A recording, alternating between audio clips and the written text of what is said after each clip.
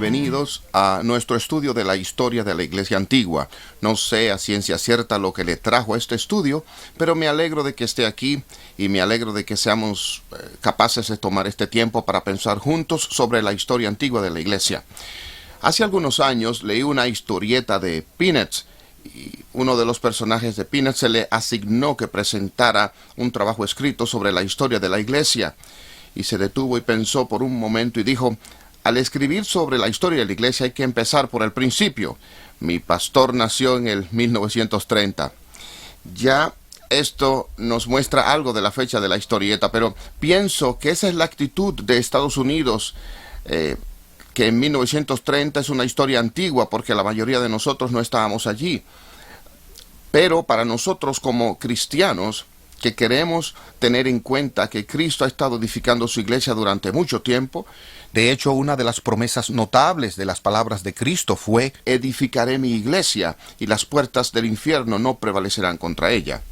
La iglesia ha tenido sus altas y bajas a través de los siglos, ha tenido momentos de gran fuerza y gran debilidad, de gran fidelidad, de gran frustración y de extraviarse de la verdad, pero Cristo siempre ha cumplido su promesa de que Él edificaría su iglesia, que Él preservaría su iglesia y que la iglesia nunca sería un fracaso. Y parte de la razón por la que se estudia la historia de la iglesia es para que podamos entrar en esa promesa de Cristo, podamos ver que se ha cumplido y podamos regocijarnos en lo que se ha hecho en tantos lugares, tantas veces, a través de literalmente siglos de los siglos. Así que vamos a regresar juntos alrededor del año 100, el tiempo justo después de la era apostólica, y vamos a ver juntos 500 años de historia, lo que significa que vamos a avanzar muy rápido. Espero que no sientan la velocidad, pero eso significa que no podemos cubrirlo todo. Usted puede venir con algunas expectativas de las cosas que le gustaría aprender, y es posible que no podamos cubrirlas, pero vamos a tratar de buscar los elementos clave de lo que sucedió en la historia de la Iglesia Antigua, no solo para ver la obra de Dios y la fidelidad de Dios, sino también para ayudarnos a entendernos mejor, porque somos los herederos de la historia de la Iglesia. Toda la historia de la Iglesia ha dado forma a lo que somos como cristianos hoy, y ha dado forma a las iglesias a las que pertenecemos en la actualidad. Y mientras podamos entender mejor la historia, mejor podremos entendernos y comprendernos a nosotros mismos. Y cuanto más podamos conservar y atesorar lo que los cristianos que nos han precedido han aprendido y entendido de la palabra de Dios y el servicio de Jesucristo. Así que en esto estamos, y eso es lo que esperamos hacer. No queremos ser santos de los últimos días. Los santos de los últimos días creen que la iglesia fue fundada y luego desapareció por un tiempo y luego restaurada. A veces nosotros como protestantes podemos pensar de esa manera.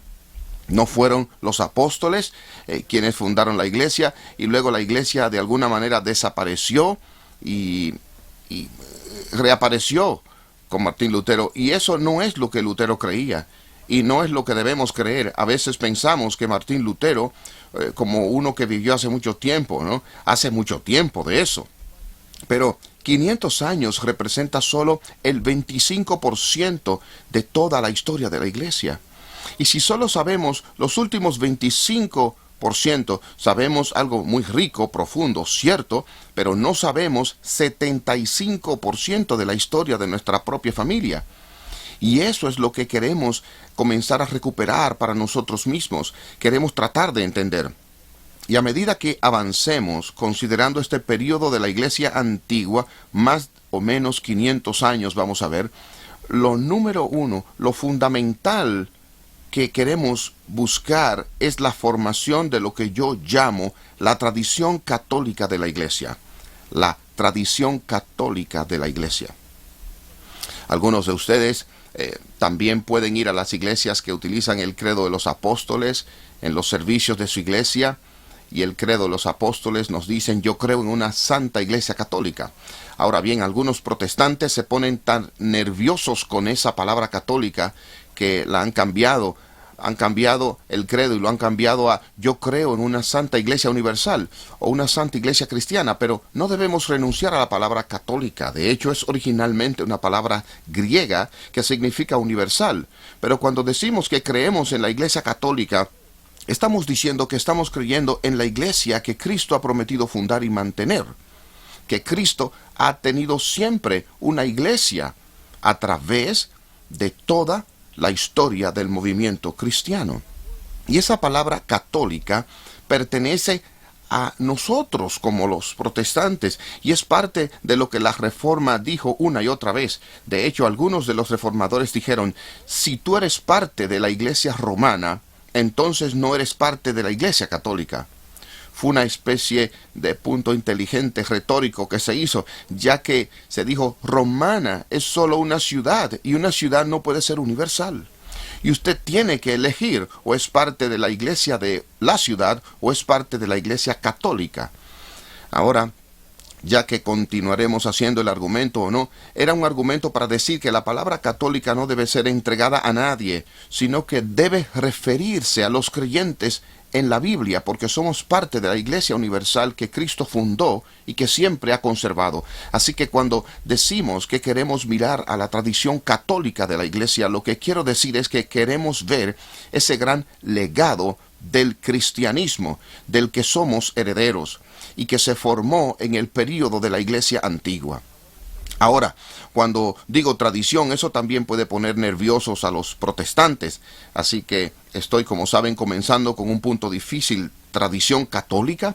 ¿No queremos evitar ambas cosas? No, no lo haremos. Queremos ser parte del patrimonio universal de la Iglesia, pero también queremos ver una tradición emergente. Hace un número de años, un erudito escribió un artículo en el que cuya referencia a la palabra tradición ha sido de mucha ayuda para ser utilizada, al menos de tres formas diferentes. Puede ser utilizada para hablar de una escuela de interpretación de la Biblia, una forma de interpretar la Biblia, por lo que podemos pensar en la tradición de la Reforma como la manera en que los calvinistas interpretan la Biblia, o podemos pensar en la tradición luterana, en la manera en que los luteranos interpretan la Biblia, o la tradición pentecostal, en la manera en que los pentecostales interpretan la Biblia. Ninguno de estos grupos se atribuyen la autoridad como la tradición, y sin embargo pueden ser descritos como que han alcanzado un cierto consenso en cierta comprensión, la creación de la escuela de interpretación de la Biblia.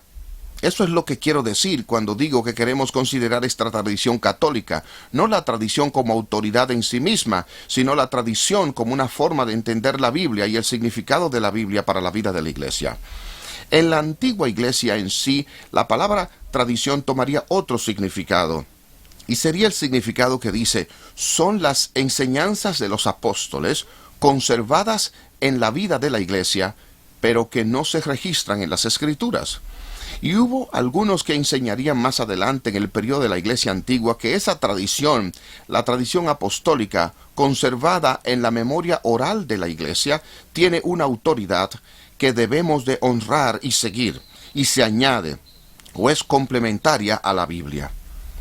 Nosotros, como protestantes, hemos rechazado esa idea. Creo que con razón se ha rechazado esa idea. Vamos a hablar de eso después. Pero eso es un segundo significado de la tradición que de alguna manera tiene una autoridad propia, independiente de la Biblia. Eso no es lo que quiero decir con la tradición católica. Quiero decir simplemente el estudio y la comprensión universal de la Biblia, tal como surgió en el periodo de la Iglesia antigua o primitiva. Hay todavía una tercera manera en la que la tradición puede ser interpretada. Es la teoría de la interpretación que encontramos en los siglos XIX y XX, y es la Iglesia Católica Romana, donde cada vez más hay un sentido de que la nueva tradición puede ser aceptada y enseñada como si fuera antigua, pero reconociendo que no lo es. Y Romana afirmando, bueno, pueden ver, en la tradición antigua puede evolucionar en formas que todavía son autoritarias. Y cuando el Papa Pío IX en el siglo XIX se le preguntó cómo sabemos lo que es la tradición y cómo sabemos la autoridad que la tradición debe tener. El Papa Pío IX dio una respuesta muy honesta y dijo, yo soy la tradición. Lo que quería decir con esto es, yo soy el que define la tradición. Yo soy el único que le puedo decir lo que la tradición es y cuál es su autoridad. Esa no es la tradición que yo estoy promoviendo aquí, sino estamos considerando cómo la antigua iglesia entendió la Biblia y llegó a un consenso acerca de la Biblia, y eso es lo que queremos decir con la tradición católica de la iglesia que queremos tratar de entender. Y lo que vamos a encontrar es que en aquella época antigua, esa tradición católica llegó a un entendimiento claro, bíblico, acerca de algunas cosas muy importantes que a veces nos sentimos tentados a dar por sentado. Por ejemplo, fue la antigua iglesia la que llegó a una clara comprensión bíblica y muy completa de la doctrina de la Trinidad. Creo que para muchos de nosotros, como los protestantes, que tenemos una ligera tendencia a tomar la doctrina de la Trinidad por sentada, un Dios que existe eternamente en tres personas, ¿cuánto tiempo o energía se necesita para darse cuenta de eso? Miren, yo se lo he resumido en una frase sencilla, eso es simple. No es simple, es muy, muy complejo. Si profundiza en esto y lo estudia, en la iglesia primitiva, sin que los otros le ayudaran, les guiaron, invirtieron gran cantidad de tiempo tratando de conseguir esa doctrina bíblicamente correcta. Y una de las razones por las que a veces lo damos por sentado, casi lo asumimos, es que la iglesia antigua invirtió tanto tiempo y reestudio y reflexión y controversia para entenderlo, que nosotros somos ahora los herederos. Pero por supuesto, sabemos que realmente no se puede dar por sentado, ¿verdad? La gente tocará nuestras puertas y nos dirán que son realmente bíblicos y nos explicarán que la doctrina de la Trinidad no es bíblica, o tratarán de hacerlo, y por eso hay gente por ahí que se oponen a la doctrina de la Trinidad, están fuera de la tradición católica de la iglesia, y es necesario para nosotros entender la Trinidad, para que podamos responderles y mostrarles con la Biblia que la Trinidad es una doctrina bíblica. Hablaremos más sobre esto a medida que avancemos, pero hay un gran logro de la iglesia antigua. Otro gran logro es lo que llamamos la cristología y la doctrina de Cristo. ¿Quién era Jesús exactamente? Y una vez más, podemos muy rápidamente, fácilmente decir, bueno, él era Dios y hombre, 100% Dios, 100% hombre. Y una vez más, esa simple afirmación que podemos abrazar tomó mucho tiempo y mucho esfuerzo, mucho estudio de la iglesia para llegar a comprender con claridad y completamente, con cuidado y de una manera bíblica. Así que somos los herederos de la ortodoxia cristológica que vino de la iglesia primitiva. Cuando pensamos en el Nuevo Testamento que poseemos, ¿alguna vez ha pensado por qué son los libros que tenemos en el Nuevo Testamento y por qué no hay otros libros en el Nuevo Testamento? Una vez más, este fue un asunto con que la iglesia antigua tuvo que luchar, tuvo que pensar, tuvo que llegar a un consenso al respecto. Y vamos a hablar sobre la marcha, cómo llegaron a ese consenso, pero de nuevo piensen en el tesoro que es para nosotros que tenemos el Nuevo Testamento como un fruto, en parte, de la reflexión de la iglesia antigua en cuanto a cuáles libros Dios había dado a su pueblo del nuevo pacto. Otro gran logro de la iglesia antigua fue la fundación de las misiones. La iglesia primitiva era una iglesia misionera, y vamos a ver sobre la marcha que hubo un notable crecimiento bajo bendición de Dios, de la iglesia. Un gran crecimiento de la iglesia en esa época antigua. De hecho, los historiadores nos dicen, y nunca sabemos si confiar en ellos o no, pero los historiadores nos dicen que el número de cristianos en el mundo en el año 500 era aproximadamente el mismo que el número de cristianos en el mundo en el año 1500. Por lo que numéricamente el crecimiento de la iglesia en los 500 años fue notable, y que el número de cristianos no haya cambiado notablemente para el próximo milenio. Ahora, donde los cristianos fueron trasladados hacia el año 500, el cristianismo había crecido en torno a la cuenca del Mediterráneo.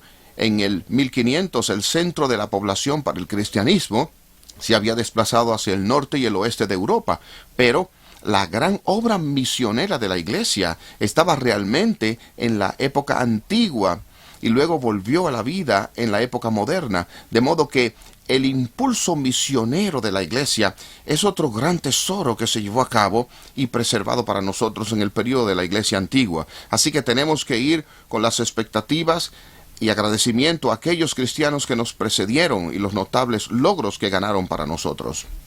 Por lo tanto, en estas cosas, Trinidad, Cristología, el canon del Nuevo Testamento y las misiones, podemos abrazar con entusiasmo plenamente lo que la Iglesia antigua logró. Pero eso no es todo.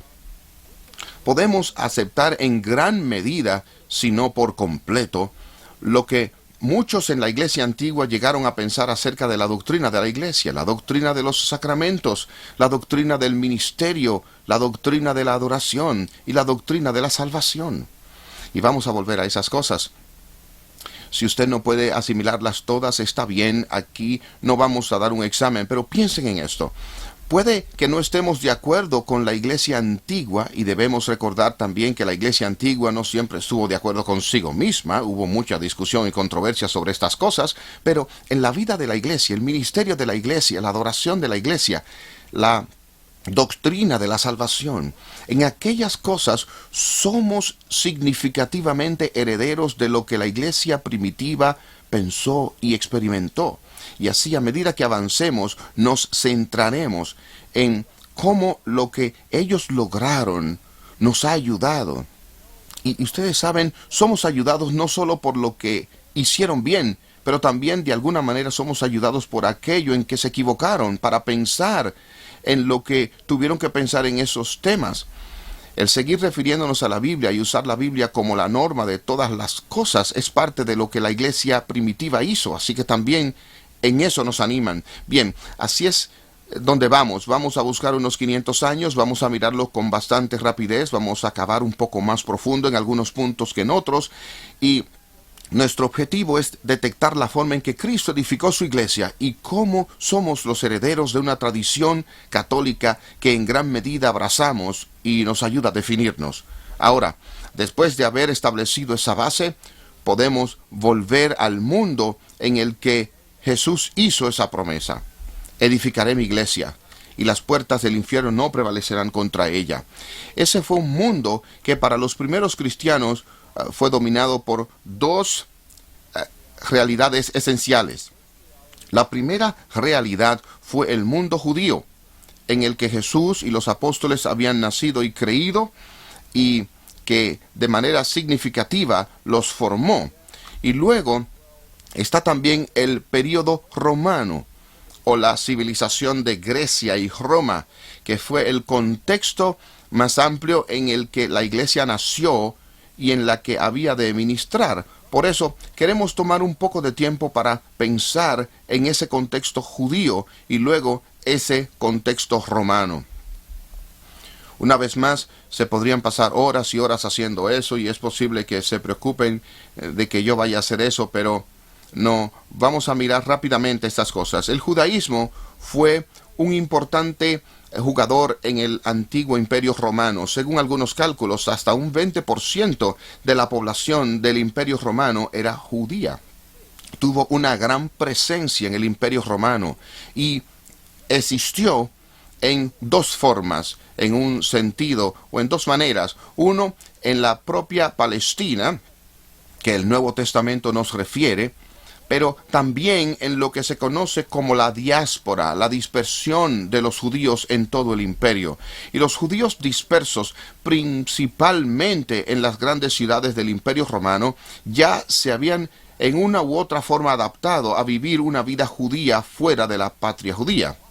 Eran a menudo un poco más flexibles, se habían llegado a un acuerdo con su entorno pagano de una manera que en ocasiones los judíos palestinos no lo hicieron. Por lo tanto, el judaísmo en Palestina tendía a ser un poco más estricto y algo más flexible que en la diáspora, debido a que el judaísmo era una realidad tan importante en el mundo romano. Los romanos habían concedido a los judíos lo que concedían a todos los pueblos conquistados, a saber, el derecho a seguir sus propias costumbres. Pero los romanos fueron gobernantes muy inteligentes, que sabían que la mejor forma de gobierno era, tanto como fuera posible, permitir a las naciones locales seguir sus maneras, con los patrones familiares de gobierno, a menudo con los líderes locales de su propio pueblo al que conocían, y no levantar ningún problema más que lo estrictamente necesario. Lo más importante que los romanos querían era el poder y los impuestos, y siempre y cuando obtenían esto, no les importaba cómo vivieran. Y una de las cosas que los romanos habían descubierto era que los judíos eran peculiares. Eran tan fanáticamente religiosos que funcionaban con tan solo darles algunos privilegios especiales en el imperio romano. Ahora, los romanos y la mayor parte de su imperio eran politeístas. Adoraban a muchos dioses, así que todo lo que pedían los romanos era: siendo que ustedes adoran a muchos dioses, añadan a nuestros dioses a sus dioses. Usted puede ir a adorar a los dioses que desee. Si usted es un egipcio, puede ir a adorar a Isis y Osiris y literalmente cientos de otros dioses. Solo tiene que añadir a su lista los dioses romanos. Y de vez en cuando demuestren públicamente su lealtad a Roma, adorando públicamente a los dioses romanos. Y a medida que pasaba el tiempo, eso llevó a centrarse en particular en la adoración del emperador romano como un dios viviente.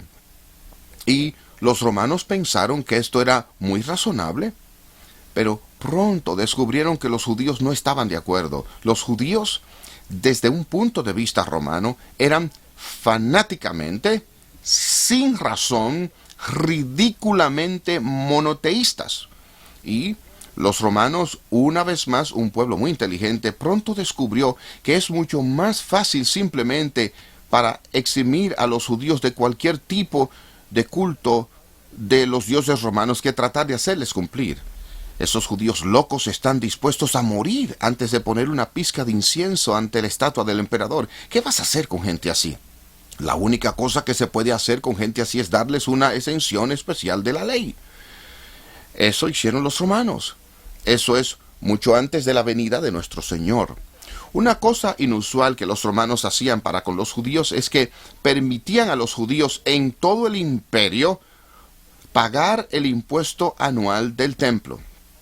Parte de la forma en que los judíos apoyaban todo el sistema del templo, el sistema de sacrificios, el sacerdocio en Israel, fue mediante el pago de un impuesto anual. Y normalmente los romanos no les gustaba porque significaba dinero de los impuestos que venían de todo el imperio a un solo lugar. Y ya saben, esto no era un papel cualquiera, se trataba de oro, plata y divisas, y no les gustaba mucho eso. Ellos querían que el dinero fluyera de cualquier lugar hacia Roma. Sin embargo, debido a esto, esta insistencia judía de apoyar el templo, se dio una excepción. Por lo tanto, hubo una cooperación judía con el régimen romano, y la mayoría de los judíos se encontraron viviendo relativamente cómodos en Roma.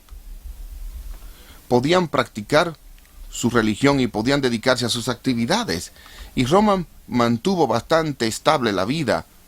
Por supuesto, había algunos fanáticos que soñaban con la venida del Mesías, que soñaban con la independencia de Roma, que soñaban con una edad de oro de la libertad judía por venir, pero la mayoría estaban contentos con el curso de las cosas y cómo se llevaban.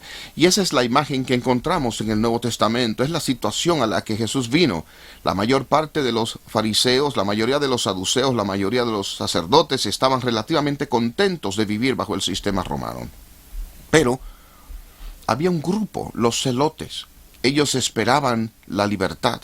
Y Jesús tuvo que empezar a hablar, tenía que empezar a funcionar en este mundo. Y es también el mundo en el que nació la iglesia.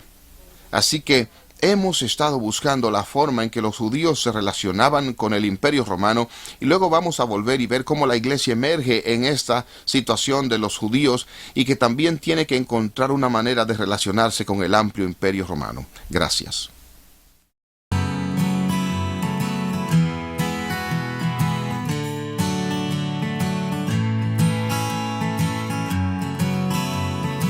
Estamos regresando ahora a nuestro estudio de la Iglesia primitiva con nuestro enfoque en la comprensión de la aparición de la tradición católica de la Iglesia, y la consideramos en el contexto judío del que surgió la Iglesia en sus inicios. Y vimos los privilegios especiales que Roma había concedido a los judíos y que fue el contexto en que Jesús ministró y en el que los primeros apóstoles ministraron también. Pero sabemos por nuestro estudio del Nuevo Testamento que la pregunta de cómo exactamente la Iglesia se relacionaría con el pasado judío fue un tema importante al principio. ¿Qué parte de la vida judía religiosa se impondría sobre los gentiles?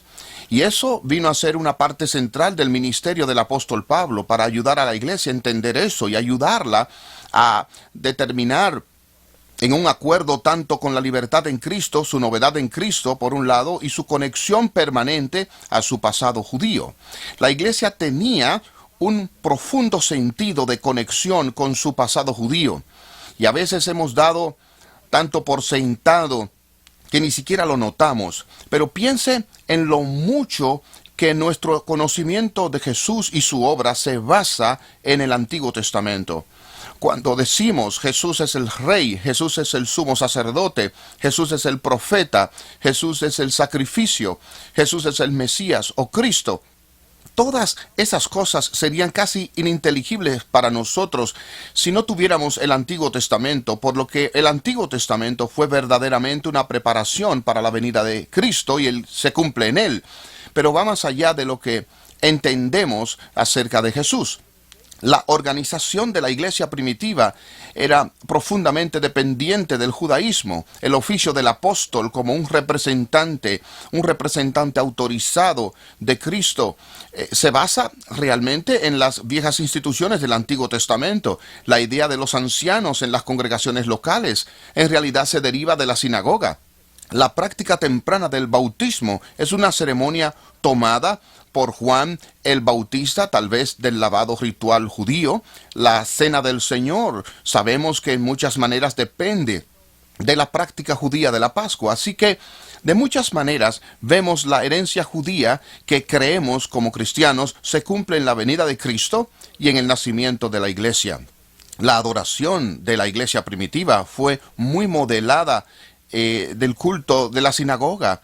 La adoración de la sinagoga giraba en torno a leer, estudiar, reflexionar sobre la Biblia, la oración, y como vemos a medida que avanzamos, esto es cierto en los inicios de la adoración cristiana.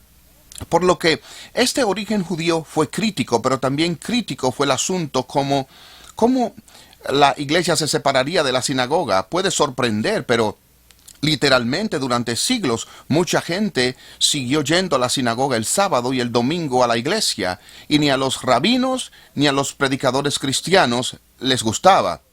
Ambas partes trataron de encontrar maneras de separar a los que los rabinos llamaban menos los herejes y de los judíos fieles, y los líderes cristianos trataron de separar a los cristianos de participar en la vida de la sinagoga. Y esto fue hecho en muchas maneras. Una oración se introdujo precisamente en la sinagoga que decía: te damos gracias, Señor, de que no somos nazarenos. Y la intención era hacer que fuera imposible para los cristianos hacer esa oración. Al mismo tiempo, en una carta como la epístola de Bernabé, nos encontramos con una advertencia contra aquellos que dicen que el pacto es de ellos y nuestro. Es decir, en los días de Bernabé, hacia el año 100, había gente diciendo: bueno, usted puede ser un judío y un cristiano, en realidad no importa. Y es interesante que la gente del día de hoy dice eso mismo otra vez. La iglesia y la sinagoga lucharon para crear cierta separación. Esa separación, por supuesto, avanzó en gran medida por los acontecimientos políticos que ocurrieron a través de una serie de guerras, de la insurrección de los judíos en contra de Roma, a través de la destrucción del templo en el año 70 después de Cristo, y finalmente en el 130, que se le suele llamar la tercera guerra de judíos. Uno de los grandes rabinos de la época declaró: Simeón Bar Koshiba Mesías, y muchos judíos se unieron a la causa del Bar Koshiba Mesías, y que convenció a muchos cristianos en ese momento que la separación entre la sinagoga y la iglesia estaba concluida. Así que vemos la continua influencia por parte del judaísmo, una influencia importante y profunda en la iglesia, pero también una separación cada vez mayor. Cada vez más la iglesia se movería hacia el mundo greco-romano haciendo su trabajo misionero, como vemos de parte de Pablo, al principio en las sinagogas, pero luego moviéndose a la población gentil en general. Y así la iglesia comenzó a moverse fuera de lo que podríamos llamar un ambiente judío algo cómodo, un ambiente judío familiar en ese mundo greco-romano. Y una vez más, parte de lo que hizo Pablo como un apóstol de transición clave es que no solo conocía el mundo judío, pero él había crecido en el mundo greco-romano, lo conocía y sabía cómo comunicarse con él, conocía las fortalezas y debilidades que se enfrentan allí. Y parte de por qué creo que el estudio de la iglesia primitiva es tan valioso para nosotros como cristianos es que en cierto sentido, los cristianos en el mundo antiguo se encontraban en una situación muy paralela a la situación en la que nos encontramos. Los cristianos se movieron y se vieron en el mundo antiguo como una pequeña minoría, enfrentando a una cultura que era grande, poderosa, sofisticada y tremendamente orgullosa. El mundo greco-romano se vio como el mundo civilizado, y vio a todo el mundo fuera de este como bárbaros. Y así, los griegos antes y los romanos aún en los días de Pablo se vieron ellos mismos teniendo, pudiéramos decir, un llamado a llevar la civilización a la gente ignorante, llevar el aprendizaje para hacer un buen gobierno, para una administración equitativa de la ley a las personas. Y podemos mirar atrás y decir, bueno, el Imperio Romano no nos parece tan maravilloso para eso, pero en el contexto del mundo antiguo, en muchos aspectos sí lo era. En un lugar donde los romanos por lo general trataban de tener una fiscalidad justa, una administración justa de la ley, y realmente creían que su civilización era ilustrada y civilizada. Cuando los cristianos entonces avanzaron, no es de extrañar que tenían un gran trabajo tratando de convencer a la gente de que tenían algo que decir que Roma no supiera, una idea de la verdad que los grandes filósofos griegos y romanos no habían alcanzado, por lo que fue un camino difícil. Y nos damos cuenta hoy en nuestra cultura, incluso podemos tener un problema mayor que ellos, porque muchos en nuestro tiempo sienten que viven en un mundo post-cristiano y piensan, oh, ya hemos pensado en el cristianismo y eso no es para nosotros, hemos avanzado. El mundo romano no había avanzado, pero en realidad no estaban convencidos de que les es necesario mucho más allá de lo que ya tenían. Y sin embargo, Dios en su providencia había dado a la iglesia una oportunidad en que Roma estaba pasando de sus días republicanos a la época imperial cada vez más. Desde la época del Augusto César, aquel bajo el cual nació Jesús, Roma era gobernada por un emperador y los romanos odiaban los reyes, por lo que los emperadores nunca se llamaban a sí mismos reyes. En teoría el emperador no fue reemplazado automáticamente por un hijo, pero cada vez el emperador tenía toda la autoridad en sus propias manos y se pensaba que poseía el genio del imperio, el espíritu del imperio. Él fue el que siguió esta gran obra civilizadora de llevar la justicia y la iluminación a todo el mundo.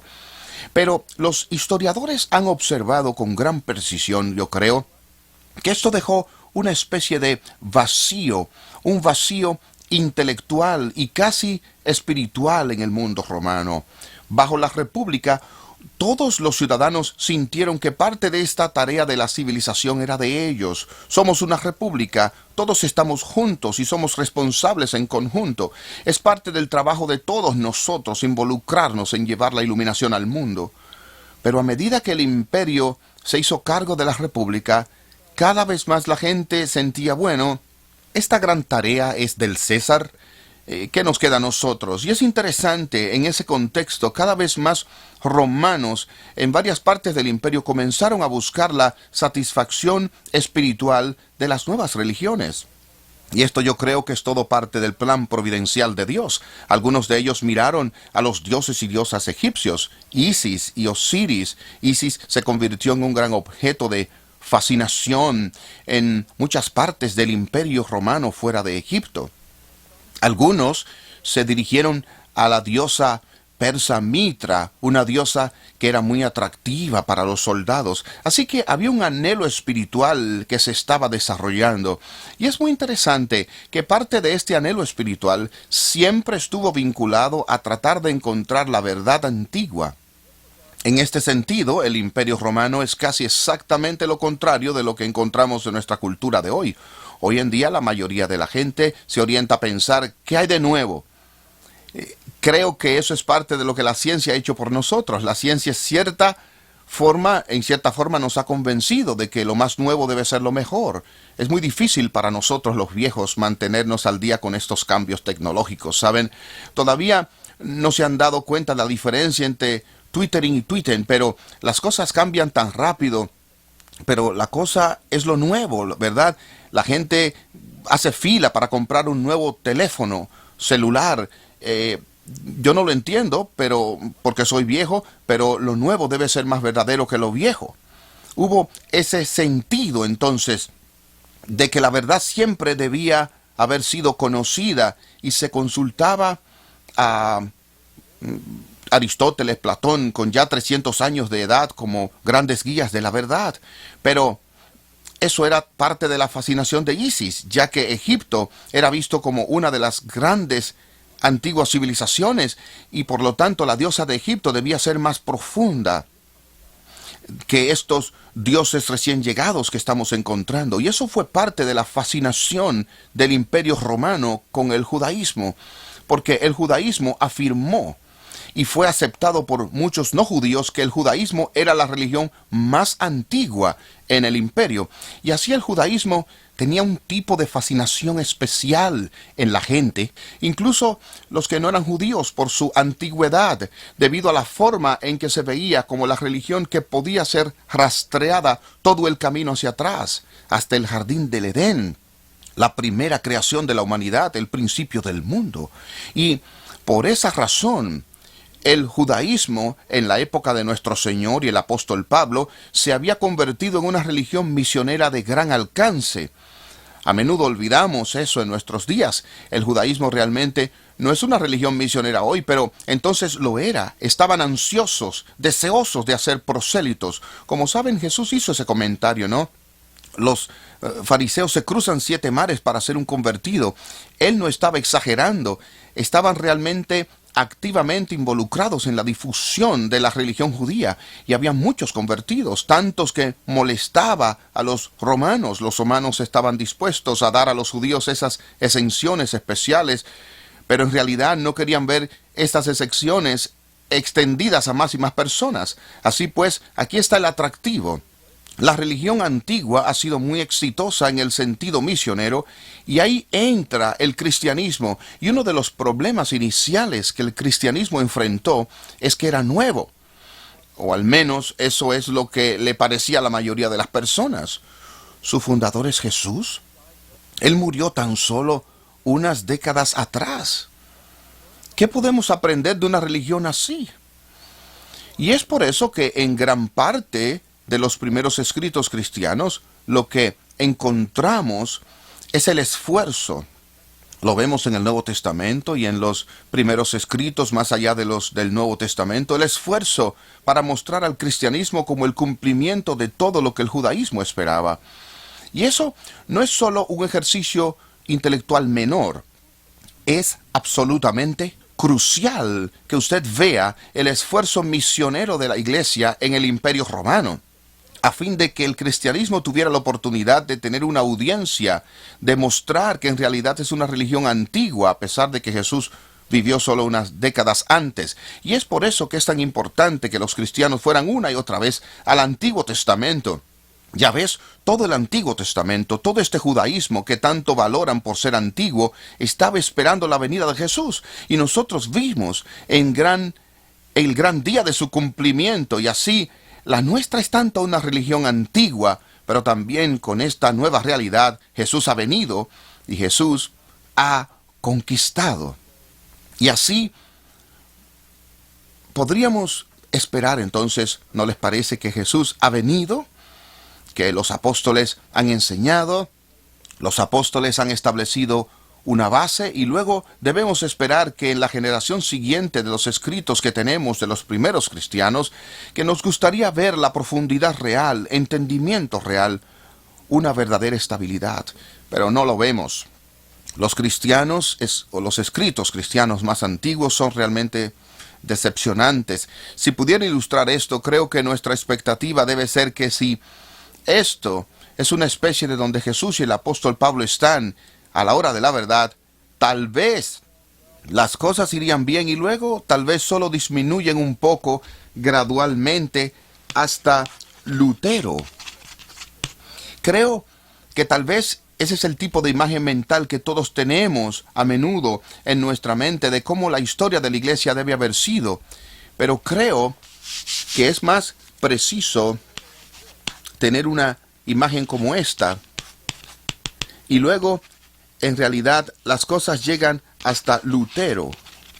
Ahora, no me aten a esto. Sé que es una imagen muy sofisticada pero en realidad lo que encontramos es que la iglesia es muy débil y inestable moralmente y teológicamente justo después de los apóstoles. Si volvemos a leer el Nuevo Testamento, no deberíamos de sorprendernos. Las iglesias del Nuevo Testamento son un desastre. Es una especie de aliento calvinista, ¿saben? Anímate, las cosas podrían ser peor. Pero los primeros cristianos no lo entendieron, ¿verdad? No lo entendieron moralmente. Todo tipo de cosas terribles ocurriendo en Corinto. Muchas cosas ocurriendo allá. Pablo tuvo que escribir en Galacia y golpearlos en la cabeza. Bueno, de repente no todo vino a ser maravilloso después de que Pablo escribió sus cartas. Había mucha confusión, controversia, incertidumbre, competencia por lo que era la verdad.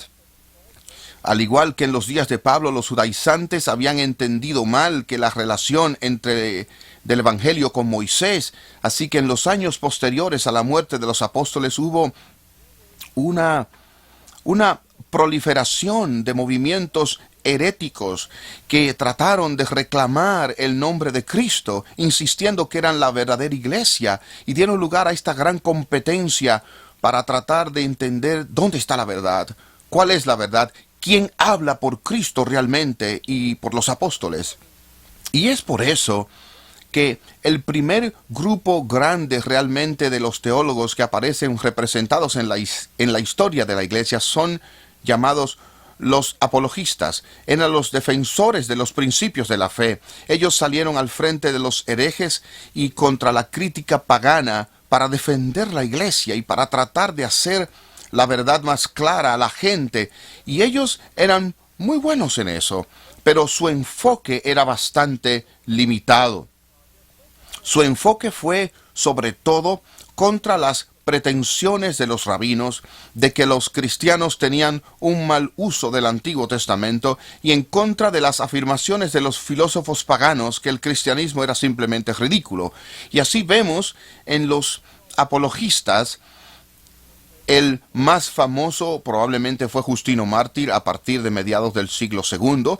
Su apellido no fue mártir, murió como un mártir, por lo que es Justino el mártir. Justino había sido un filósofo formado en la filosofía pagana, se convirtió entonces y pasó mucho tiempo de su tiempo como cristiano mostrando cómo Jesús cumplió el Antiguo Testamento, pero también pasó mucho tiempo contestando la crítica pagana del cristianismo. Y él representa el camino que muchos de estos primeros defensores de la fe siguieron, como por ejemplo, él se burló de la mitología pagana. No sé cuántos de ustedes todavía leen la mitología pagana.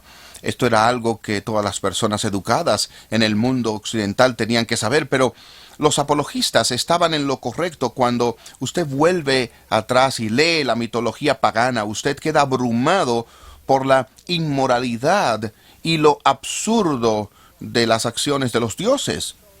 Y así para los apologistas fue bastante fácil señalar la mitología griega, la mitología romana y decir, miren, ¿son estos realmente los dioses que quieren seguir? ¿Son estos? Si estas afirmaciones fueran verdad, ¿serían estos dioses admirables, y así fueron capaces de manera muy eficaz de criticar gran parte de la religión antigua. También criticaron una buena parte de la filosofía de los paganos al mostrar la contradicción de la filosofía pagana. Están tan orgullosos de sus filósofos, pero se contradicen entre sí. La verdad ganó, la verdad no puede ser contradictoria, por lo que estos filósofos no son una guía confiable. Atacaron a la adoración de ídolos. Curiosamente, de nuevo en la providencia de Dios hubo un creciente interés y una gran creciente convicción sobre el monoteísmo en el mundo antiguo. Los paganos estaban empezando a pensar que el politeísmo no tenía sentido. Y así, poder atacar el politeísmo para poder atacar a la adoración de ídolos en el nombre de un Dios más espiritual, una religión más espiritual, realmente resonó con muchos de los paganos. Y por lo que fueron capaces de decir, mira, nuestra religión no está llena de mitos absurdos. Mira la vida de Jesús y la forma admirable en que vivió. Mira nuestra concepción de Dios, que es monoteísta y tiene sentido, un solo Dios. Mira nuestra teología, que tiene integridad, que no se contradice. Mira la moralidad de las personas que han sido atraídas a Cristo y han sido cambiadas por Él. Mira la diferencia que Cristo ha hecho. Y luego mira nuestra adoración. No somos atraídos por los ídolos. Nosotros no somos arrastrados a un culto falso físico, pero nuestro Dios es espiritualmente adorado. Y esta disculpa, de hecho, fue muy poderosa, fue muy eficaz. Atrajo a mucha gente, a muchos a Cristo, a causa de la diferencia que fueron capaces de hacer entre la antigua religión judía, ahora cumplida en Cristo, y manifiesta en toda su fuerza moral e intelectual frente al cada vez más corrupto paganismo de la época. Así que vemos cómo efectivamente estos defensores de la fe fueron capaces de enfrentar el paganismo de su tiempo. Muestran su corrupción, su debilidad intelectual y en contraste muestran la superioridad moral, así como la superioridad intelectual profunda del cristianismo, mostrando cómo el cristianismo fue una religión antigua en la promesa del Antiguo Testamento y luego cumplida en la venida de Cristo y en toda la bendición que Él nos dio. Por lo tanto, vamos a parar ahí, vamos a seguir la próxima vez considerando a los defensores y articuladores de la fe en este primer periodo.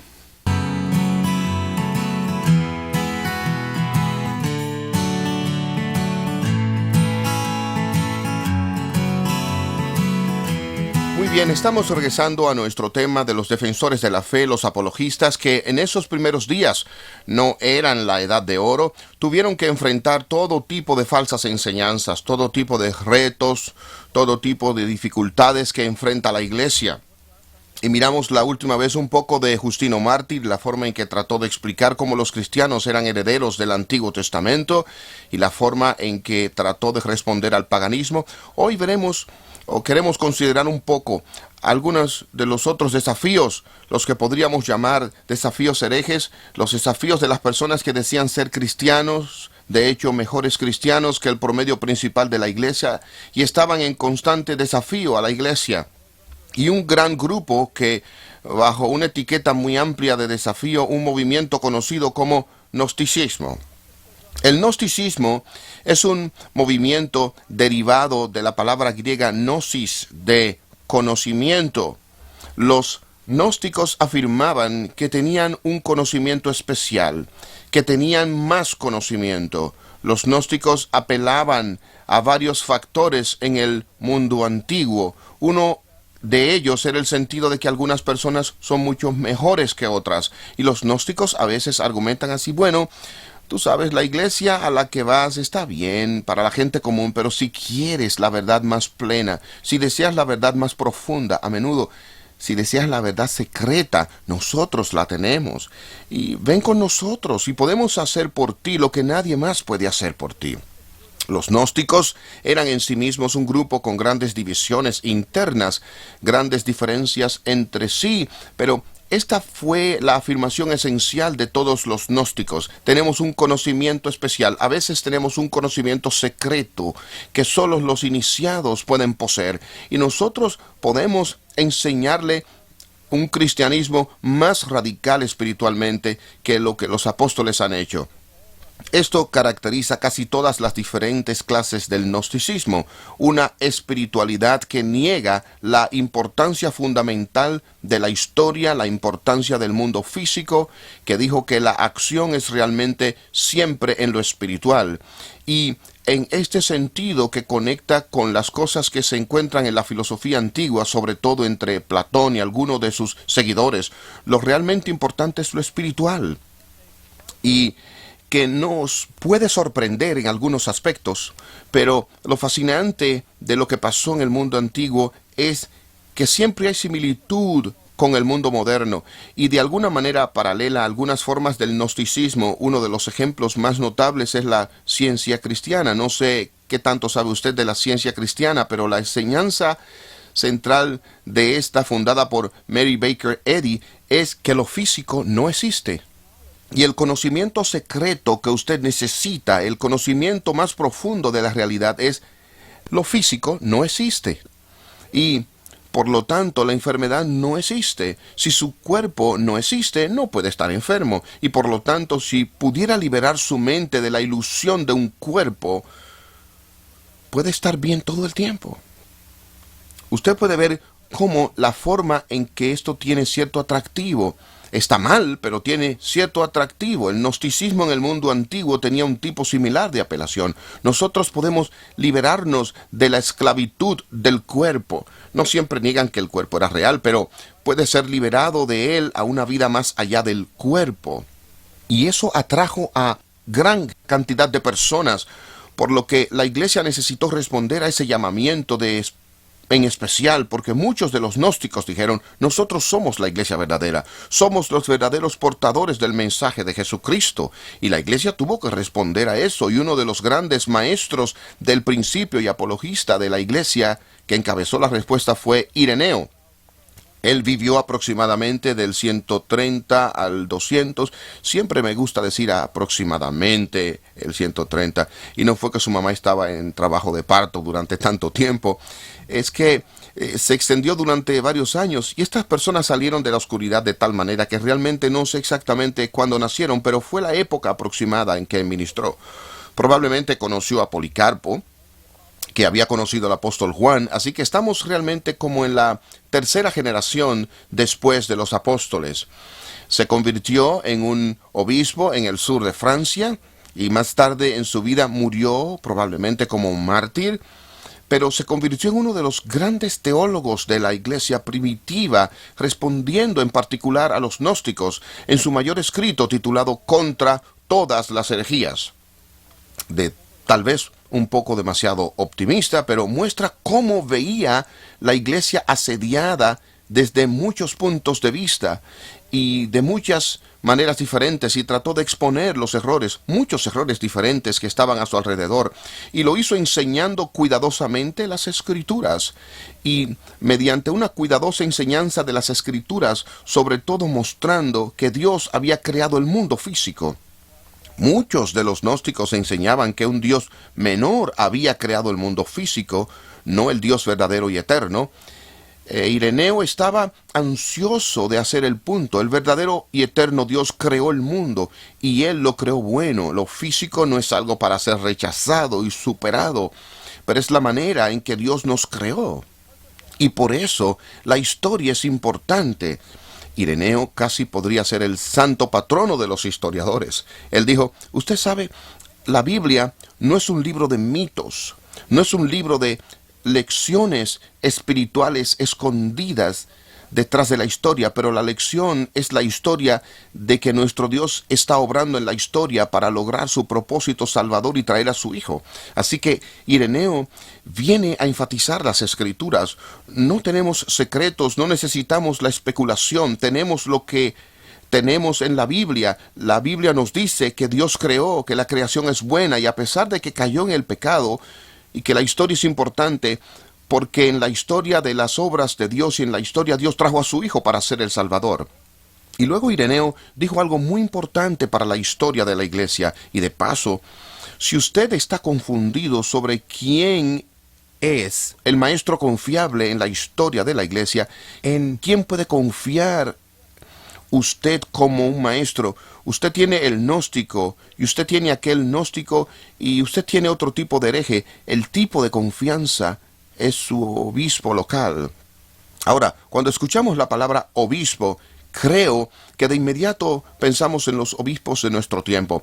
Uno de los problemas recurrentes en el estudio de la historia es que vamos a utilizar palabras que se usaban entonces con un significado muy diferente a la forma en que se utilizan hoy. Hoy pensamos en un obispo como una persona de gran autoridad que gobierna sobre una especie de iglesia regional, que tiene muchos clérigos bajo su mando, que a lo mejor aparece de vez en cuando en grandes procesiones impresionantemente vestido. Nada de eso hubiese sido cierto de los tipos de obispos que estamos hablando en este periodo de la iglesia antigua. El mejor ejemplo de un obispo de la iglesia primitiva, bueno, sería R.C. Sproul. ¿Qué característica de R.C. Sproul?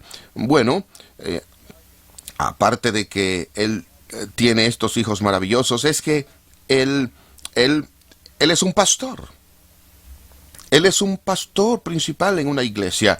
Su obra principal es la predicación y tiene unos cuantos asistentes que le ayudan con otros trabajos en la iglesia local.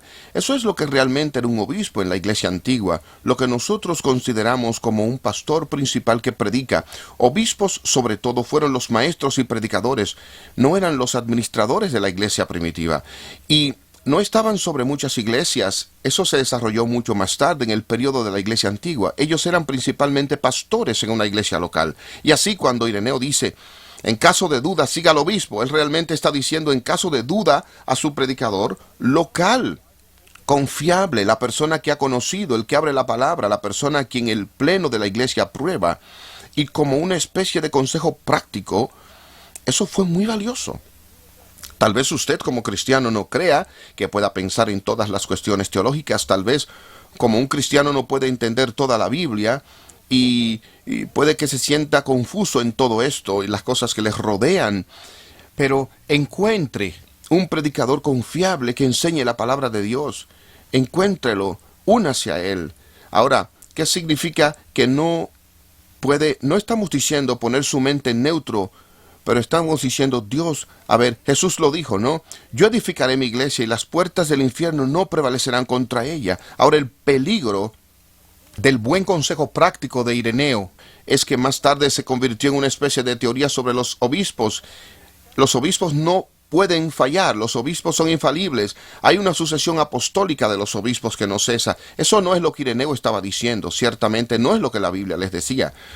Ahora, yo soy de la tradición reformada holandesa, no sé cómo es en sus iglesias, pero en la tradición reformada holandesa hay un espacio para los ancianos, donde se reúnen antes del servicio para orar, y en las paredes de la sala están fotografías de todos los pastores anteriores que han servido a la congregación.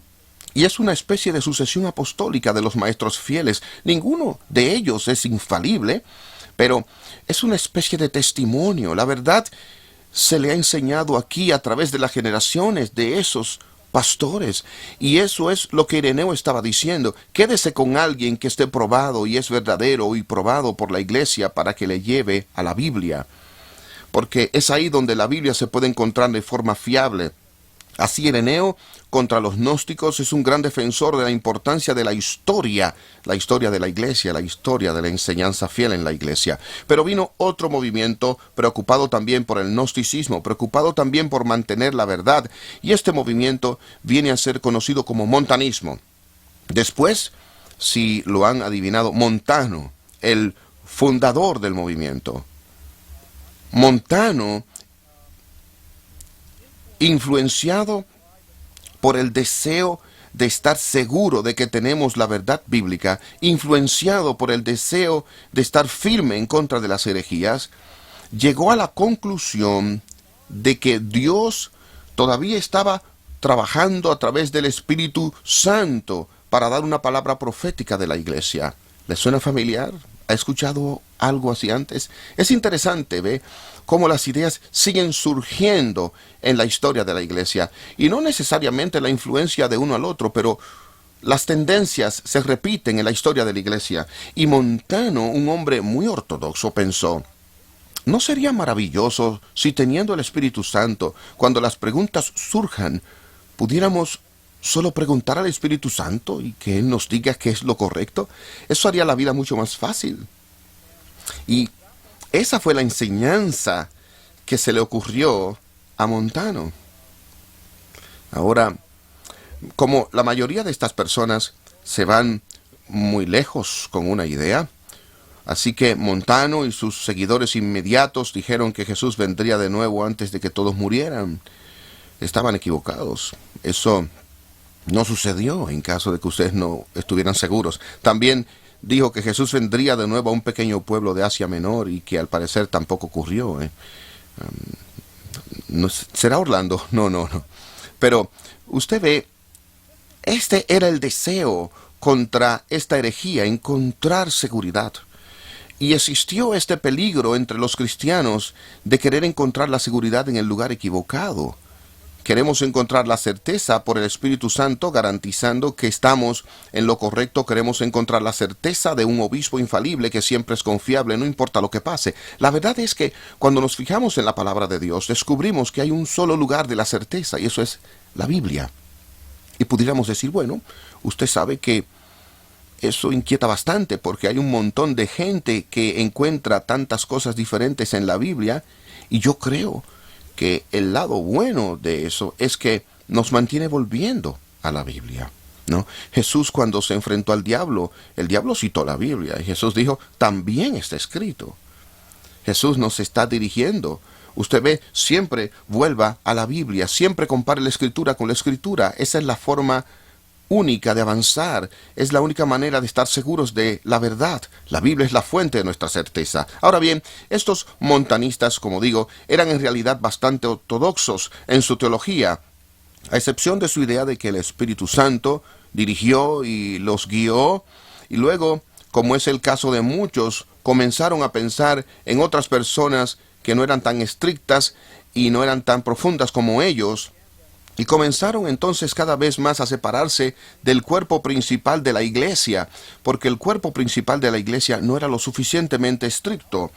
Y de este movimiento, o mejor dicho, en este movimiento se trasladó uno de los grandes pensadores del primer periodo de la iglesia antigua, Tertuliano, que vivió y ministró a finales del siglo II y principios del tercero, y fue uno de los grandes pensadores y uno de los mejores escritores de la iglesia primitiva. Fue un gran escritor latino, y en el mundo latino la forma en que se escribe hace una gran diferencia para las personas. Ellos se sintieron profundamente conmovidos cuando el lenguaje del latín fue escrito con elegancia y elocuencia, y Tertuliano fue un gran escritor, así como un teólogo notable, y en sus escritos él logró grandes cosas en el avance de la causa del cristianismo.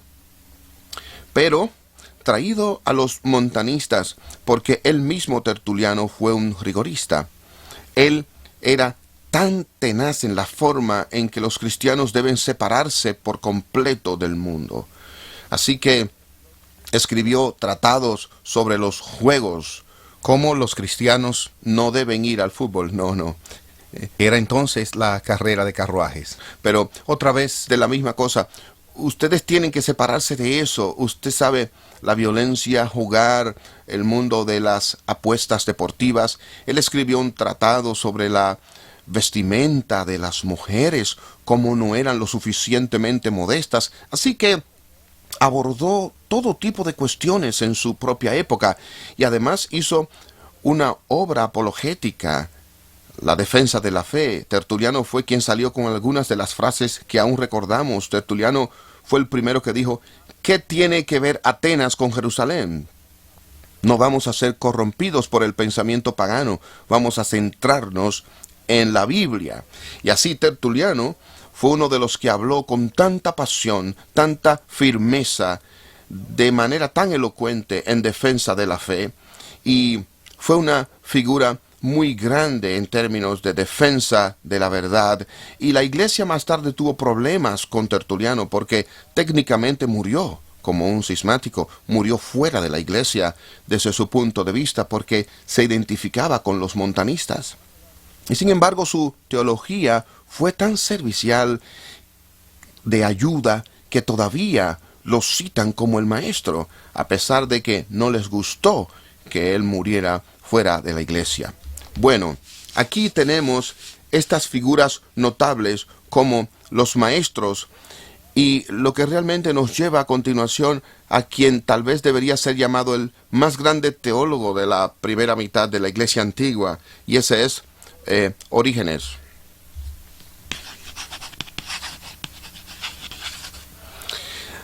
Me alegro que R.C. no esté aquí, porque creo que si R.C. me escucha decir que él fue el más grande teólogo de la primera mitad de la iglesia, él estaría inquieto. De hecho, quizás se ponga de pie, objete y tome cargo de esta reunión, y quizás él está en lo cierto. Siempre he tenido un poco de simpatía por Orígenes, que me preocupa en mí mismo. Orígenes fue un gran teólogo que estaba equivocado acerca de casi todo. Por lo tanto, ¿qué lo convierte en un gran teólogo? Bueno, lo mejor de Orígenes es que fue un pionero. Y el problema de ser un pionero es que a menudo puede tomar el camino equivocado. Pero, como sabe, es muy diferente ser un pionero que toma el camino equivocado que para alguien que viene detrás en el camino cuando ha sido asfaltado y toma el camino equivocado. Si usted no toma el camino que ha sido asfaltado, usted es un rebelde, pero si se toma el camino equivocado como pionero, ese es un caso muy diferente. Había un espíritu totalmente diferente en juego. Orígenes planteó muchas preguntas críticas de la iglesia, comenzó el proceso de la teología de una manera tan profunda y útil. El único problema es que estaba equivocado en un montón de las conclusiones a las que llegó, pero las preguntas que hizo fueron realmente importantes y las presentó de forma brillante. Él es un niño de Alejandría, y Alejandría fue, sin duda, la ciudad más importante del mundo mediterráneo antiguo y fue un gran centro de comercio, pero también un centro de aprendizaje. Sí, solo Roma y Atenas pudieron desafiarla como un centro de aprendizaje, pero en nuestro tiempo, sin duda, Alejandría habría superado a las dos. Y había una comunidad cristiana vital que se había iniciado desde el principio, y allí surgió una escuela para los catecúmenos, esto es, convertidos antes de ser bautizados. Había salido de Alejandría, y Orígenes es realmente casi la tercera generación de maestros en esa escuela, a pesar de que está allí en el siglo III. Pero, por lo tanto, esta Alejandría y la iglesia tienen una larga historia antes de Orígenes, y luego él viene y no está preocupado solo de enseñar a los catecúmenos. Él no está preocupado solo por esto, sino piensa que tenemos que pensar más profundamente acerca de la teología. Tenemos que empezar a hacer lo que podríamos llamar la teología sistemática, para ver las conexiones en la teología, edificarla para ayudar a la iglesia a mantenerse ortodoxa. La pasión del corazón de Orígenes era preservar la ortodoxia de la iglesia. Él escribió una vez: yo, que llevo el nombre de sacerdote y tengo que predicar la palabra de Dios, y si ofendo en contra de la doctrina de la iglesia y la norma del evangelio, y esto se convierte en un escándalo para la iglesia, entonces que toda la iglesia, con toda la decisión unánime, me corte la mano derecha y me rechace. Y es por eso que tengo un poco de simpatía por Orígenes. Él realmente quería servir a la iglesia, no quería ser un radical, no quería seguir su propio camino, no quería separarse de la iglesia, quería servir a la iglesia, y lo hizo en muchas maneras. Y una de las maneras en que sirvió a la iglesia fue defendiéndola en contra de algunos de sus críticos platónicos. Hubo un crítico pagano llamado Celso, y Celso fue un hombre eminentemente reflexivo y filosófico, y como un típico pagano, Celso había dicho: esos cristianos, sabes, si tú quieres reunir un grupo de matones, no lo harías mejor que la iglesia local. Son estúpidos, no son bien educados, y andan por ahí constantemente diciendo que Dios está interesado en ellos, son como un montón de ranas en un estanque tratando de llamar la atención a sí mismos. Y Orígenes tuvo esta crítica de Celso, esta actitud elitista por parte de Celso, y le respondió con brillantez. Y le dijo: usted sabe, Celso tiene razón. Los cristianos no son gran cosa. Y lo glorioso del cristianismo es que usted no tiene que ser gran cosa para venir a Cristo. Porque no tiene que cambiar para poder venir a Cristo, sino que viene a Cristo para ser cambiado.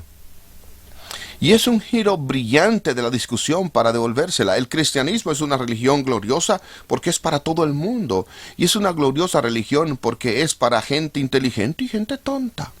Es para personas morales y personas inmorales. Al menos al venir a Cristo y encontrar el perdón en Dios y buscar la transformación en Él. Y así, Orígenes es un defensor brillante de la fe en ese punto del elitismo que tiende a dominar el mundo romano. Así que hemos llegado al final de esta conferencia y hemos visto a varios defensores de la fe y hemos llegado a Orígenes y queremos ver un poco más en Orígenes y los caminos pioneros y lo malo que tuvo, pero vean en él quien levantó las preguntas correctas y comenzó un proceso maravilloso de visión en el camino. Gracias.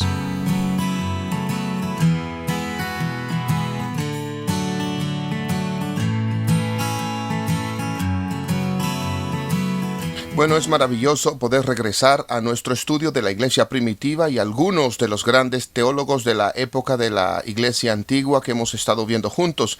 Y ahora quiero regresar a Orígenes por un minuto, nuestro teólogo pionero que sinceramente quiso utilizar sus grandes dotes intelectuales al servicio de la iglesia y abordó tantas preguntas importantes, pero lamentablemente no siempre obtuvo las respuestas correctas. Quiero considerar con usted lo que suele llamarse teología especulativa. Consideramos la última vez la forma en que él respondió al platónico pagano Celso y la crítica del cristianismo, y al hacerlo mostró los peligros del platonismo, convertido en una alternativa al cristianismo. Pero cuando nos referimos a la teología especulativa de Orígenes, vemos que, de hecho, el platonismo estaba más en su pensamiento de lo que él pensaba. Intelectuales reflexivos en el mundo antiguo, en el oeste, fueron muy influenciados por Platón y por una consideración más espiritualizada de la realidad. Y Orígenes no pudo escapar del todo de ese medio ambiente. Y cuando él vino a hacer preguntas difíciles que la Biblia no respondió, su influencia por el platonismo se manifestó, y así hizo la pregunta: ¿cómo podemos entender la relación de Dios con la creación y en especial al problema del mal?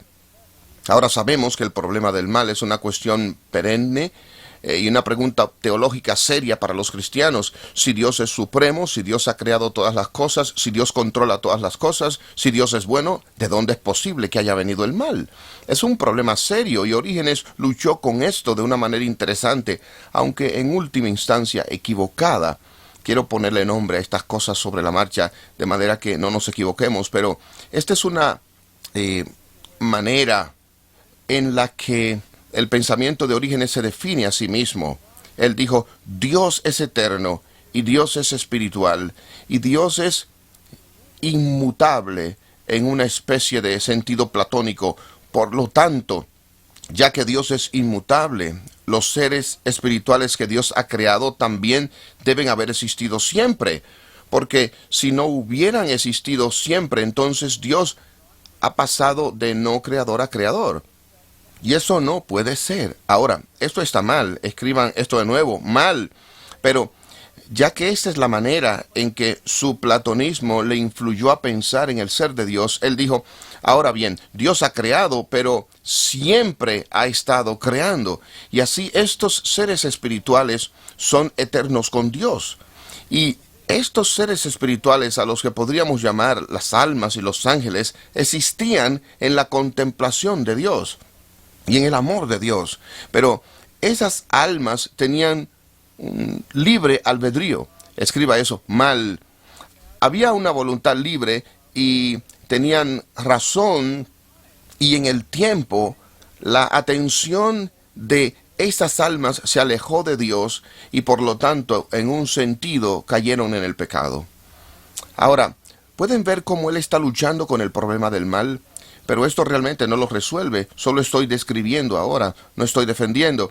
Y entonces Dios decidió que estas almas necesitaban ser rehabilitadas.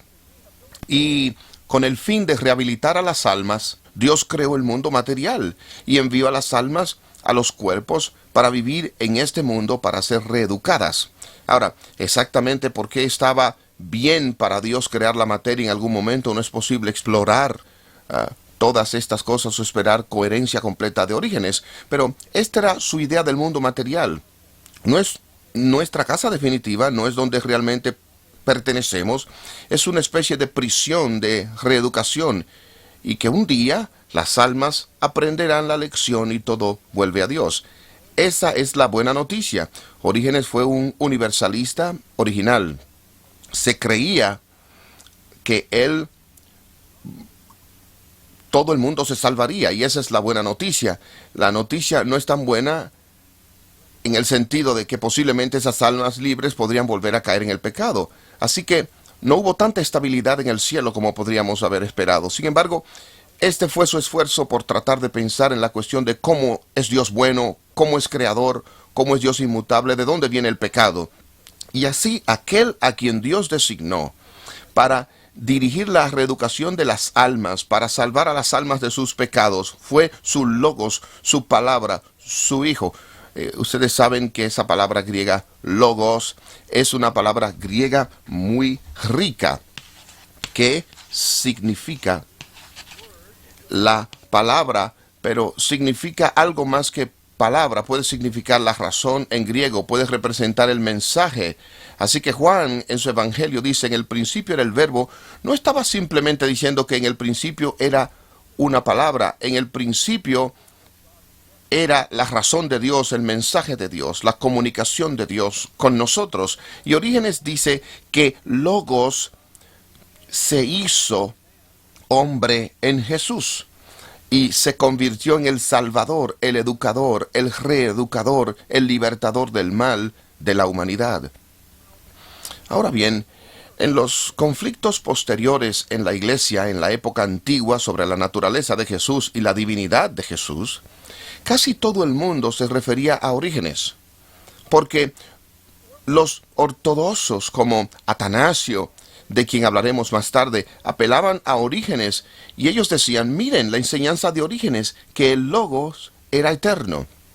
Y Atanasio estaba en lo cierto. Orígenes enseñó que el Logos era eterno, y así Atanasio dice, ustedes ven, Jesús es eternamente divino. Pero Arrio, el gran opositor de Atanasio, decía, sí, pero Orígenes dijo que el Logos fue creado, porque tuvo la idea loca de la creación eternal. Por lo tanto, Orígenes trae estas dos cosas juntas, eterno pero creado, lo cual la Iglesia más tarde con razón lo separó y dijo, no, realmente tenemos que decir o bien el Logo es eterno y divino, o el Logo es creado y no divino. Y Orígenes nunca llegó a la claridad de todo eso. En realidad, nunca coincidió ni con Arrio ni con Atanasio, ya que no era un problema realmente delante de él, pero él tampoco realmente llegó a la verdad sobre este tema. Así que Orígenes especula sobre estas cosas, especula sobre preguntas que la mayoría de los otros en la historia de la Iglesia no examinaron, no resolvieron del todo. Y él promueve la causa de la discusión un poco, pero no lo hace del todo bien, por lo que él ayuda, pero es problemático a la vez. Y cuando le oímos decir, bueno, las almas preexisten, el cuerpo, el Logo es creado, aunque es eterno. Cuando le escuchamos decir que hay una salvación universal en el final del día, parte de lo que debemos escuchar y pensar de inmediato es, bueno, él no está escuchando la Biblia muy bien aquí, ¿verdad? La Biblia es realmente bastante clara de que no hay salvación universal. Ustedes tienen que hacerles malabares con varios pasajes de la Biblia para evitar la conclusión de que hay castigo eterno para los malos. Y Orígenes fue un gran pionero en el estudio de la Biblia, y una gran parte de su estudio de la Biblia fue realmente muy bueno. Fue uno de los pocos padres que realmente sabía bien el hebreo, así como el griego, y tenía una gran ventaja frente a los seminaristas en el que creció hablando griego. Y eso siempre es una ayuda, pero trabajó duro en el aprendizaje del hebreo, trabajó mucho en una muy cuidadosa interpretación de la Biblia, y eso fue muy útil. Pero Orígenes es también el iniciador de lo que vino a ser conocido como la interpretación cuádruple de la Biblia, que la Biblia comunica su verdad en 4 niveles diferentes de verdad. El primer nivel es el nivel literal. Ese es el nivel que usted y yo mayormente leemos y estamos entrenados para leer, que la Biblia en el nivel literal dice lo que quiere decir. Y por lo tanto, si leemos que Jesús caminó sobre el camino de Emaús, el significado literal es que Jesús caminó en el camino de Emaús. Y a veces el significado literal es un poco frustrante. Bueno, porque Jesús caminó sobre el camino de Emaús. ¿Qué beneficio espiritual tiene eso para mí? Bien, ustedes pueden ver, si puedo convertir Emaús en una especie de símbolo espiritual, entonces puedo decir, caminó Jesús en el camino hacia una meta espiritual y puedo seguirle en ese camino hacia esa meta espiritual. Y de repente parece como si fuera más espiritual de lo que la Biblia quiere decir. Y le estoy sacando más. Esto se aplica de manera más inmediata a mí. Y por lo tanto Orígenes comenzó a desarrollar diferentes significados espirituales, 3 niveles de significado espiritual del texto en su estudio de la Biblia. Está el literal, lo que podríamos llamar el sentido histórico, y luego por debajo de ese, un significado para mi alma individual. Voy a caminar el camino de Emaús y llegar a una meta espiritual. Y entonces hay un sentido que está dirigido a toda la iglesia. La iglesia ha de recorrer el camino de Emaús para lograr ese objetivo. Y luego está el sentido, lo que llama el sentido anagógico. Me encantan estas palabras técnicas. Es por eso que usted tiene que seguir empleando a los teólogos e historiadores para explicar las palabras que ellos inventaron. El sentido anagógico es el fin del tiempo. Así que no solo mi alma debe caminar en el camino de Emaús, y no solo la iglesia camina en el camino de Emaús, pero el camino de Emaús lleva a la segunda venida de Cristo, y por lo tanto hay un significado espiritual en relación con la segunda venida de Cristo. Y Orígenes comienza este patrón sistemático de estudio de la Biblia de esta manera. Y parte de la motivación es estar seguro de que toda la Biblia tiene un significado espiritual para mí, para la iglesia. Y usted puede ver el atractivo de esto. Todos hemos leído partes del Antiguo Testamento, en Levítico o en primer libro de Reyes, y nos preguntamos, ¿qué es exactamente lo que se supone que debo sacar de esto? Y Orígenes habría sido capaz de decirle, habría sido capaz de encontrar un significado espiritual de la superficie, y estableciendo ese camino de nuevo, tuvo un buen motivo. ¿Cómo puede la Biblia realmente ayudarnos? Pero su solución es problemática, y el gran problema con el significado espiritual del texto es cómo se puede concluir quién tiene la razón y quién está equivocado, cómo evaluar lo que puede ser el significado del texto. Y eso fue sin duda un problema en todo el período de la iglesia primitiva y en el período de la iglesia moderna. ¿Cómo podemos realmente avanzar confiadamente? Y es interesante que Tomás de Aquino, en el punto alto de la teología medieval, finalmente se detuvo y dijo, ¿sabes? Nunca debemos tratar de demostrar la doctrina, sino por el significado literal del texto. El significado espiritual puede ser sutil, incierto, blando. Es tan discutible que realmente debemos seguir con el significado literal del texto como el único camino sólido a la verdad doctrina o a la verdadera doctrina. Eso es interesante, ya que se convertiría en un gran debate en el tiempo de la Reforma, y Tomás de Aquino acertó en eso, Orígenes no. Ahora, ¿De qué otra cosa podemos hablar con Orígenes? Bueno, Orígenes también escribió mucho sobre la vida espiritual, en lo que podríamos llamar la santificación. ¿Cuál es la naturaleza del progreso? ¿Qué es lo que esperamos? ¿Cuál es el camino a andar para ser más santo? Una vez más, él está tratando de pensar en cosas que nunca han sido realmente examinadas a fondo en la iglesia o examinadas tan sistemáticamente como Orígenes lo hacía. Y él planteó lo que se conoce como el triple camino de la santificación.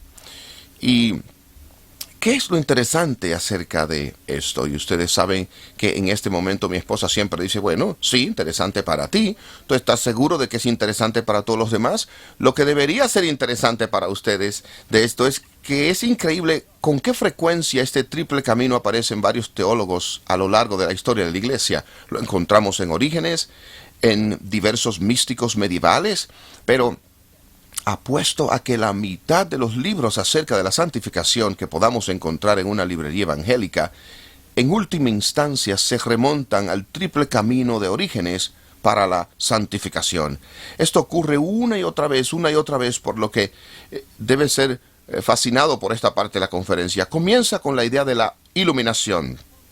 Debemos llegar a nuestros sentidos, debemos tener nuestras mentes informadas, y esto se llama en la literatura, y muchas veces por el mismo Orígenes, como la conversión. Es el dar la vuelta, es el punto de la inflexión, es el punto de partida. El viaje de regreso a Dios comienza con nosotros cuando damos la vuelta. Y por supuesto tantas cosas en Orígenes. Es verdad, hasta cierto punto debemos comenzar con la conversión, ¿no es así? Experimentar ese cambio, que tiene que haber una reorientación de nuestras vidas. Y la segunda etapa es lo que se llama purificación.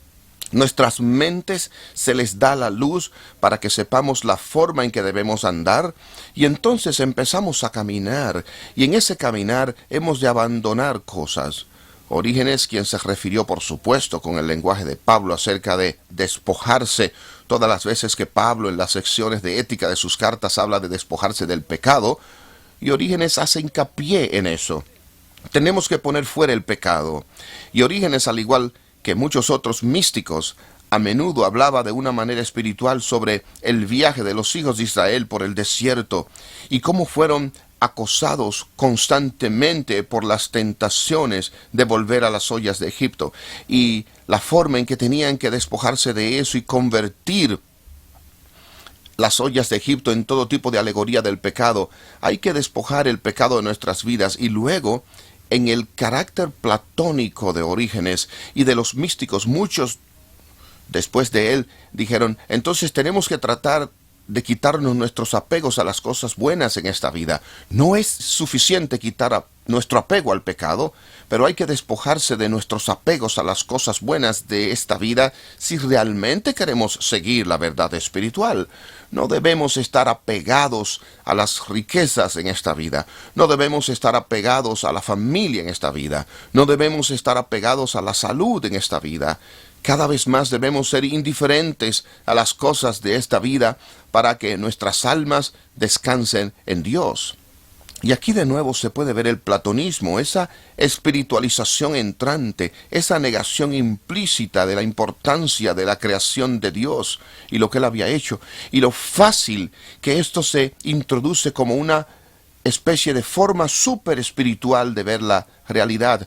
Volveremos a eso y sus problemas en la iglesia primitiva más tarde. Luego Orígenes dice, si usted puede cultivar la iluminación y la purificación adecuada en su vida, entonces usted puede alcanzar la unión con Dios. Y diferentes místicos tienen ideas muy diferentes de lo que esa unión era, pero la idea fue, voy a ser una especie de conectado inmediato, mi alma estará conectada al ser de Dios, con Dios, y eso es lo que estoy realmente buscando, que yo pueda volver, al menos por un momento, a esa vida o dos, a esa sensación de estar realmente en la presencia de Dios, un poco disuelto en el ser de Dios, y eso fue presentado por Orígenes como la gran meta a la que debemos aspirar, la gran meta que anhelamos. Y en ese desarrollo de su vida espiritual, él estaba dando su teoría o su teología de la vida espiritual estaba dando voz a esa convicción de espiritualización creciente en la vida de la iglesia. Y lo que vemos en el tiempo de Orígenes y después, que ya estaba comenzando a emerger con claridad en el siglo segundo, es la noción de que los cristianos realmente espirituales se apartan cada vez más y más de las conexiones a esta vida y todos sus valores. Este es el movimiento que se conoce como el ascetismo. El ascetismo, derivado de la palabra griega que significa la disciplina, pero llegar a tener el sentido de la disciplina como la negación. El sentido original de la disciplina se relaciona con la disciplina de un atleta, entrenándose a sí mismo para una competencia atlética, y el ascetismo traslada la noción de que me estoy entrenando a mí mismo como cristiano en las disciplinas espirituales, despojándome a mí mismo de lo que me distraería de correr a la carrera por Cristo. Y lo que sucede cada vez más en esta dirección ascética es que para ser realmente obediente a Cristo, se debe renunciar a las cosas más valiosas de este mundo. ¿Qué dijo Jesús al joven rico? Anda, vende todo lo que tienes y dáselo a los pobres. Ahora, lo que la iglesia primitiva comenzó a decir es: Jesús no le dijo eso a todos los cristianos, sino que lo dio como un consejo a los cristianos que de verdad tienen una mente espiritual fuerte, y comenzaron a distinguir entre lo que llamaron los mandamientos de Dios y los consejos de Jesús. Todos los cristianos tienen que guardar los mandamientos de Dios, pero los que son realmente sensibles espiritualmente tienen que seguir los consejos y quieren guardar los consejos de Jesús también. Así que la pobreza se convierte en una de las disciplinas ascéticas. Regale todas las posesiones que le sea posible. Y entonces la castidad se convierte en una de las disciplinas espirituales. No me caso, me niego a mí mismo la vida familiar a fin de que toda mi atención se dedique al servicio de Dios. Así que no voy a dejar que una familia me ate a este mundo, me distraiga, sino que quiero ser libre para servir a Dios sin distraerme al abrazar una vida de castidad y el celibato. Y luego quiero darme por completo a servir a la iglesia, a ser obediente a lo que la iglesia me dice que haga. Y como ven, comenzamos a conseguir lo que son los tres elementos claves del ascetismo: castidad, pobreza y obediencia. Eso es lo que realmente desea seguir un intenso y convencido trabajador espiritual. ¿Y qué descubrimos? Descubrimos que en la iglesia primitiva se comienza a emerger a finales del siglo segundo, a inicios del siglo tercero, comienza a existir un movimiento de cristianos que están adoptando este tipo de ascetismo radical. A menudo surge el primer lugar en Egipto y se manifiesta a sí mismo primeramente en una vida de ermitaño. Bueno, decido, voy a ser asceta, y parte de lo que eso significa es que me mudo al desierto a vivir solo para vivir para Dios, solo para ser capaz de pasar mi vida ayunando, orando, luchando con los demonios. Algunos de los ermitaños fracasaron, se volvieron locos, ahí solos. Pero esa locura se convirtió en una virtud en la iglesia, como si habían sido besados por Dios, que habían entrado en una especie de unión que no podemos entender. Pero aquí, como ve, era el objetivo, que podía ser radicalmente estas personas consagradas a Cristo. Y luego eso comenzó a regularizarse en algún tipo de vida en comunidad. Y este fue el inicio del crecimiento de la vida monástica, de las comunidades de personas, hombres apartados y las mujeres apartadas en las comunidades, donde ellos se dedican por completo al servicio de Dios y la oración como ellos lo entendían. Y esto también comenzó a influir gradualmente en la vida del clero. Y la gente comenzó a decir: bueno, si estos monjes y monjas deben ser asceta, ¿no debería el clero por completo vivir de esa manera? ¿No sería mejor tener clérigos disciplinados de esta manera y dedicados así?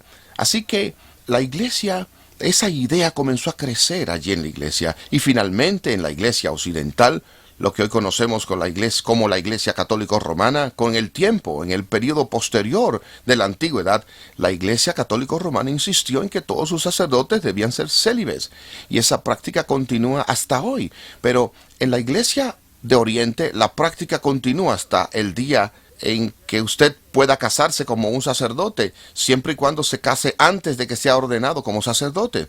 Usted no puede contraer matrimonio después que haya sido ordenado, lo cual tiene la consecuencia práctica de tratar de encontrar una chica muy sana.